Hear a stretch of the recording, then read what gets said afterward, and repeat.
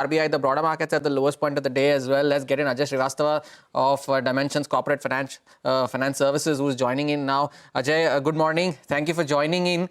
The RBI policy, well, on expected lines, but it just serves no purpose to a rate-sensitive sector like real estate, which has already been battered in the first, say, 40-odd days of the year.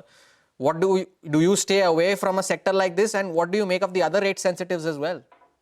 See, what did you expect? If you look at it, what did you expect of the RBI policy? Look at the government yield; they're up. The government will borrow 17 lakh crore this year. If you look at now, forget this year. Now look at the next fiscal year. It's got still larger repayment borrowings coming up to year 3031. The amount of money the government has to return back to the investors, the debt holders, is going to keep going up. So there is no respite on the debt side. So, what can the RBI governor do at the end of the day? And that's the point, the expectation is what should he do? He can't take the rate up today. He can't take the rate down. Of course, it's a dumb idea because you already seen the yield. So, what do you expect of the poor fellow? The only thing, and I think the only important thing is one should have looked at is what's his ideas about how the government debt will be funded, what will be the trajectory of it, how will the yields be covered. I think he was silent because I guess he doesn't know what's going to do with it at the end of the day. So be fair to the guy. The problem is not his. He has been given it to it. He has to manage it. Nothing he can do. Indian interest rates are going to go up. Now, that's a reality. He didn't want to say it today. He will say it the next time or maybe next time that we will see a 1% interest rate increase in the next 6 to 9 months. And that's a reality we should bake into our financial projection. Equity markets are showing that already, which is very sensible. Look at equity markets. They're smart. They're already apprehending that interest rate will go up. They're showing it. So let's not get into the fact, could he do anything? I don't think he could do anything. He has enough OMOs. Look at the last 2 months. Every third week, there is an OMO sitting there. He's done dollar swaps at the end of the day, $10 billion swaps. He's shoved liquidity down our throat like nobody's business. But you can't change fundamentals. The fundamentals are the Indian interest rates have to go up for equilibrium to come in and foreigners to bring the debt into it. There is no other solution to it. Sooner we bite the bullet, the better it is. So what happens to the equity markets until then? Because like you said, equity markets are smart. They're pricing that in. When interest rates go up, they're not good for literally anyone in the equity markets, right? Because the denominator for the future, present value of future cash flows, that itself increases. The discounting factor increases. The valuations have to come down. It's not that we're particularly cheap. We're at par with, say, 10-year averages for the index level, and a little lower than par for a lot of the mid and small caps, which have seen a 50-60% cut already.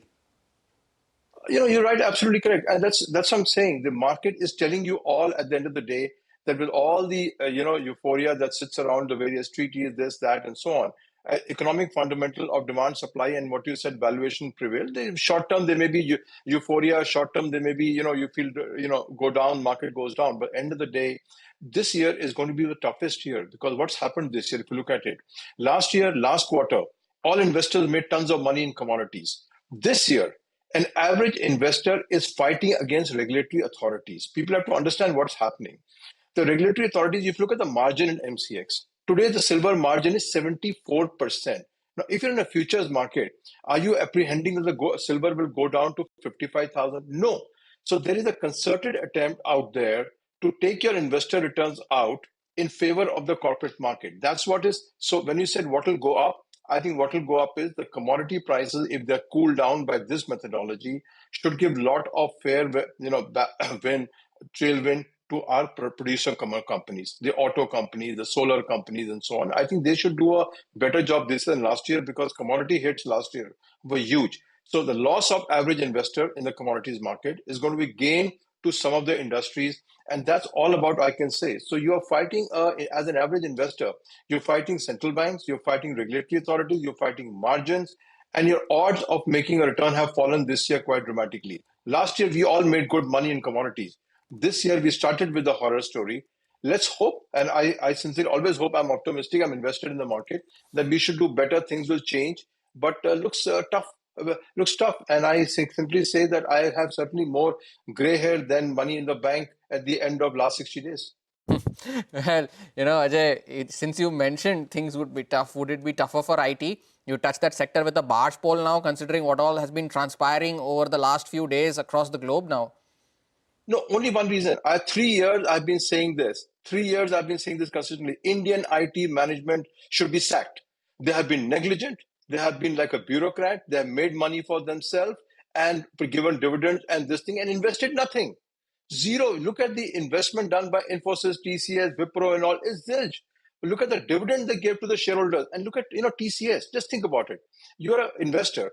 TCS is giving out dividends so the Tata Group can put money in an airline. Just think about it. You could not find reason to invest in TCS in technology and gave money out of dividend to invest in airline. Is that something sensible, anybody? So I think we have brought it on our own self. That's the only thing I can say. Nothing global has done to us. We could have done what Anthropic has done. We could have been part of Perplexity. We could have done many other things that's happening in the world. We could have been the front end of AI. They had the money. They had the money in the bank, zero borrowing. But what does it do? So it's not about IT environment. It's the management of Indian IT companies, which I think is squarely responsible for putting India into such a difficult position. And project 3 years down the line, if your remittances fall, we have nowhere to go. We are a deficit nation at the end of the day on trade side. So these guys, government should be pulling the guys up and the promoters and the management and saying, guys, what have you gone and done? And can you do something about it? Trump hosts all the time, the IT companies sitting there. And if you remember the discussion, he asked, how much are you investing? He asked Mark Zuckerberg, how much are you investing this year? I think that's the dialogue the government needs to have with these companies or force them down the throat that they need to invest for India. They can't give dividends and pay off airline debt, which is the most ridiculous way. So that's IT is a problem, is not the company, is the management. Right. Amidst all of this, what do you do with the consumer space then? The government has done all it can by reducing the interest rates over the last few days, last few sessions, the RBI. You had the tax rate cut that has come by. Then there was the GST cut that has come by. Rural economy is looking slightly better than urban. The consumption stocks, they haven't done much over the last 2-3 years, so they've seen time correction. Do you think staples is a place to invest? No, unfortunately, no, because valuations are very high, growth loads is very low. So when you compare the valuation of these companies with what they're growing today, the disparity is huge. We are still very happy with P's of 50s and 60s in this country.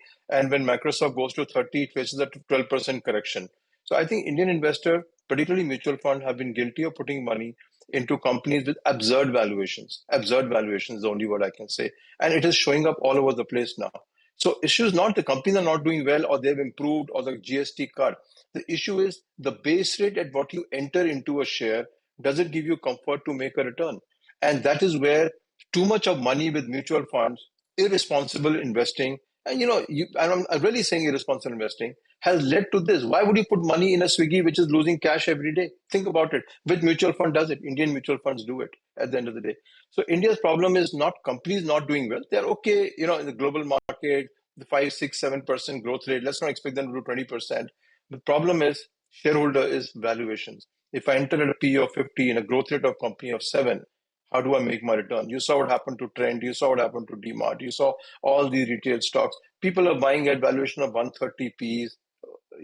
So you have to live with it. I think there'll be more time correction, and you will see opportunities coming up because market has to correct for investors to make a return in this environment. So in this light, what gives you the comfort, Ajay, to make an investment right now? I think, there are segments. As always, there are good parts and bad parts. There are monopolies. For instance, stock exchanges are a monopoly in this country. You can't do anything. If you want to buy commodities, you go to MCX. If you buy the stock market, you can go to the BSE or NSE. You can't go anywhere else at the end of the day. It's not like America, where you can, even firms can do intra-trading square off.